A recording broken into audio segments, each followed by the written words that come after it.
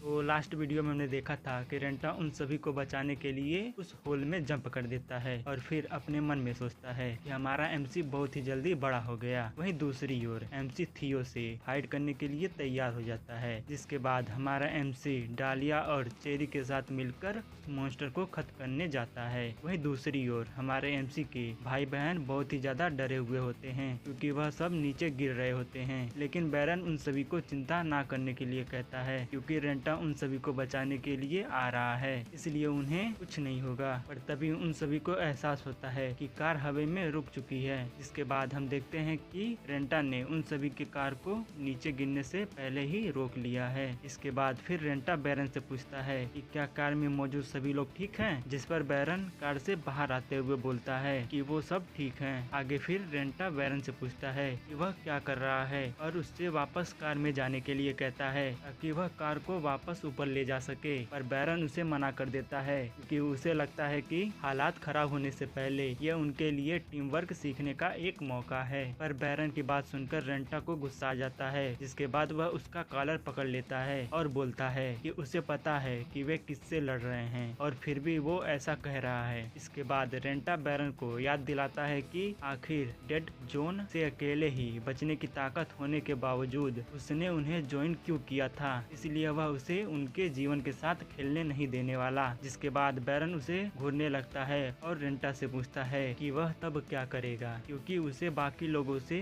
बेहतर पता है कि बाहर क्या है, इसलिए क्या वह जीवन भर उनकी देखभाल करेगा या फिर वह उन्हें ग्रो करने देगा ताकि वे खुद को प्रोटेक्ट कर सके। हालांकि अब तक 2 बार ऐसा हुआ है जब उसे 2 ग्रुप में से किसी एक को चुनने के लिए मजबूर किया गया है, तो अब वह हिचक क्यों रहा है, क्योंकि वह सच जानता है कि वह हर समय हर किसी को नहीं बचा सकता, लेकिन उसे ये बात पहले से ही पता है। जिसके बाद रेंटा वहाँ से जाते हुए बैरन से बोलता है कि बहुत हो गया, मैं समझ गया। इसके बाद बैरन थियो के बारे में सोचने लगता है और उसे यकीन हो जाता है कि सिर्फ थियो ही ऐसा है जो यह सब कर सकता है। यह सब देखने के बाद बैरन भी मान लेता है कि थियो प्रचारकों में शामिल हो गया है क्योंकि वे हाल ही में बहुत ही ज्यादा एक्टिव हो गए हैं। हालांकि बैरन को लगता है कि ऐसा इसलिए है क्योंकि उन सब ने मिलकर सीसीबी को स्टेब्लिश किया है। वहीं दूसरी ओर रेंटा डिसाइड करता है कि अभी के लिए वह उनका यहीं पर इंतजार करेगा,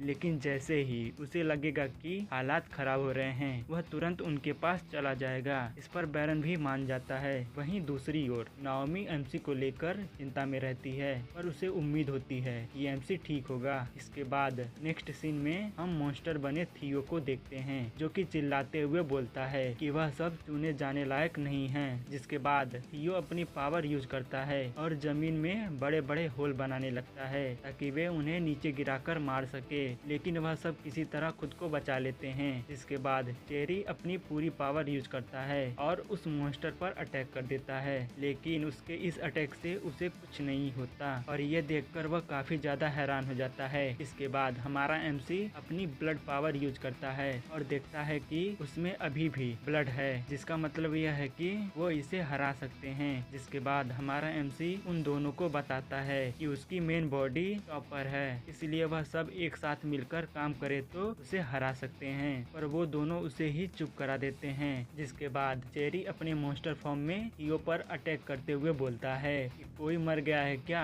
जो तुम्हें बॉस बना दिया है, मैं उसे अकेले संभाल सकता हूँ। पर तभी हमारा एमसी उसे रुकने के लिए कहता है क्योंकि जैसे ही चेरी उस मॉन्स्टर के पास जाता है वैसे ही उस मॉन्स्टर में से एक हाथ बाहर निकलता है और चेरी को पकड़ लेता है, जिस वजह से चेरी को समझ में नहीं आता कि आखिर क्या हुआ है। इसके बाद हमारा एमसी उसे रुकने के लिए कहता है और उसकी ओर छलांग लगा देता है, लेकिन तभी हमारा एमसी देखता है कि वह मॉन्स्टर चेरी को जमीन पर पटक देता है। जिसके बाद हमारा एमसी चेरी से पूछता है कि क्या वह ठीक है और चेरी अपने नाक से खून पोंछते हुए एमसी को बताता है कि वह ठीक है, लेकिन तभी वहाँ पर लाल बारिश होने लगती है, जिसे देखकर थियो रेड रेन ब्लेसिंग से परे गिरने के लिए कहता है। वहीं दूसरी ओर चेरी को समझ में नहीं आता कि बिना रेंटा के वह सब इसे कैसे हराएंगे। इस पर हमारा एमसी उससे बोलता है कि वह अपनी करंट स्टेटस में ऐसा नहीं कर सकते और अकेले तो बिल्कुल भी नहीं। इसके बाद चेरी एमसी का हाथ झटकते हुए बोलता है कि वह बिल्कुल उन परेशान करने वाले बच्चों की तरह है। आगे फिर हमारे एमसी को रेंटा की कही हुई बात याद आती है कि अगर किसी के पास एक रिलायबल टीम है तो उसे कभी भी अकेले लड़ने की जरूरत नहीं है। रेंटा की ये बात सोचकर एमसी को गुस्सा आ जाता है, जिसके बाद हमारा एमसी उन दोनों से बोलता है कि वह सब एक दूसरे को बहुत अच्छी तरह से नहीं जानते, पर तब भी उन्हें यहाँ मिलकर काम करना होगा। हालांकि वह हमेशा से अकेले ही काम करता है, इसलिए उसे नहीं पता कि स्टार्ट कैसे करें, पर अभी के लिए ये जानना कि वह सब क्यों लड़ रहे हैं इतना काफी है, क्योंकि वह दोनों भी उसी की तरह किसी वजह से बैरन के साथ शामिल हुए हैं। इसके बाद हमारा एमसी अपनी वजह बताता है कि वह एक ऐसा वर्ल्ड बनाना चाहता है जहां उसके भाई बहन सेफ और हैप्पी रह सके। आगे फिर एमसी उन दोनों से बोलता है कि जब तक उन सब की सोच नहीं मिलती तब तक वे एक साथ मिलकर लड़ नहीं सकते। जिसके बाद चेरी उसकी बात मान जाता है और बताता है कि वह वर्ल्ड की सारी चेरीज खाना चाहता है और रेंटा के चेहरे से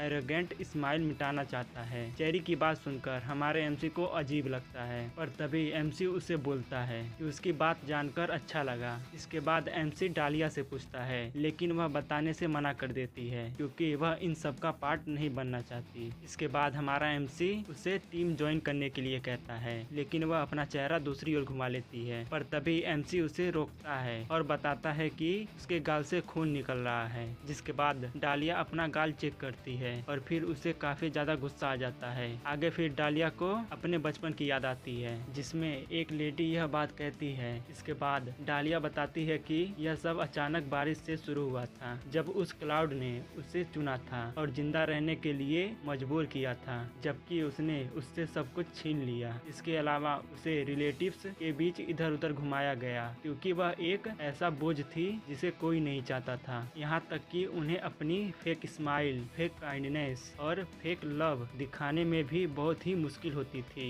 हालांकि वह अब और बर्दाश्त नहीं कर सकती थी, इसलिए उसने वह घर छोड़ने का फैसला किया। आगे फिर वहाँ पर लाल बारिश होने लगती है, जिसके बाद डालिया बताती है कि जो वह चाहती थी वह जरूर कहीं ना कहीं वहाँ मौजूद था। हालांकि एक दिन मुझे वह मिल गया जिसकी उसे तलाश थी। इसके बाद हम एक लेडी को देखते हैं जो कि डालिया की तरफ अपना हाथ बढ़ाती है और उसे देखते हुए स्माइल करती है। डालिया यह देखकर बहुत ही ज्यादा हैरान थी क्योंकि ये पहली बार था जब किसी ने उसकी तरफ अपना हाथ बढ़ाया था। आगे फिर हम डालिया को कुछ लोगों के साथ देखते हैं। वह सब बोलते हैं एक विलेजर की उनके साथ होने से काफी ज्यादा मदद मिलती है। इसके बाद डालिया घर वापस आकर अंदर बैठी होती है, तभी वहाँ पर पहले वाली लेडी आ जाती है। जिसके बाद वह डालिया से बोलती है कि उसका फिर से खून बह रहा है और पूछती है कि आखिर वह खुद को इतना ज्यादा खुश क्यों करती है। हालांकि जब तक वह उनके साथ है तब तक उसे इन सब से कोई प्रॉब्लम नहीं है।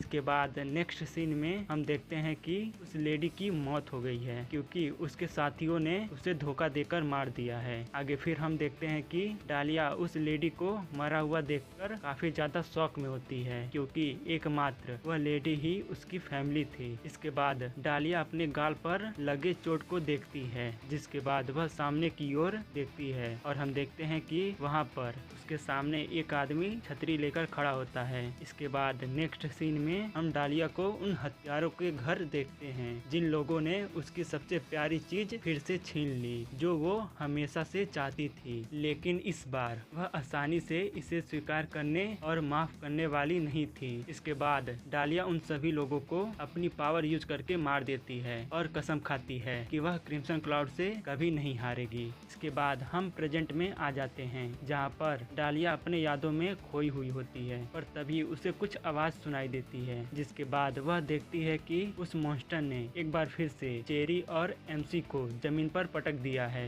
आगे फिर हमारा एमसी उन दोनों से बोलता है कि वह ऐसी चीज नहीं है जिससे वह सब अकेले निपट सकते हैं जब तक वह सब एक साथ मिलकर काम नहीं करते। एमसी की बात सुनकर चेरी उससे बोलता है कि डालिया उनकी मदद नहीं करने वाली, इसलिए उन्हें खुद ही कोशिश करनी होगी। चेरी की बात सुनकर डालिया को गुस्सा आ जाता है, जिसके बाद वह अपनी पावर यूज करके उन दोनों को हील कर देती है। इसके बाद वह दोबारा अपनी पावर यूज करती है और अपना एक क्लोन बनाकर उस मॉन्स्टर की ओर भेजती है। साथ ही चेरी को अपने पावर से बहुत सारे चेरीज होने का भ्रम दिखाती है, जिस वजह से चेरी चेरीज खाने के लिए मॉन्स्टर में बदल जाता है और आगे की तरफ जंप कर देता है, जिससे एमसी और चेरी थियो के फेंके हुए पत्थर से बच जाते हैं। जिसके बाद एमसी डालिया की ओर जाते हुए बोलता है कि आखिरकार उसने अपना मन बदल लिया है। इसके बाद डालिया एमसी को तिरछी नजरों से देखने लगती है और उसे एमसी का अपने भाई बहनों को गले लगाकर रोने वाली बात याद आ जाती है। आगे फिर डालिया एमसी को बताती है कि कुछ ऐसा है जो वह ढूंढ रही है, जिसे उसने खो दिया है और जिसके बिना उसकी यह जिंदगी बेकार है। हालांकि उसे ऐसा करने के लिए चाहे जो भी हो क्रिम्सन क्लाउड तक पहुंचना ही होगा, जिसने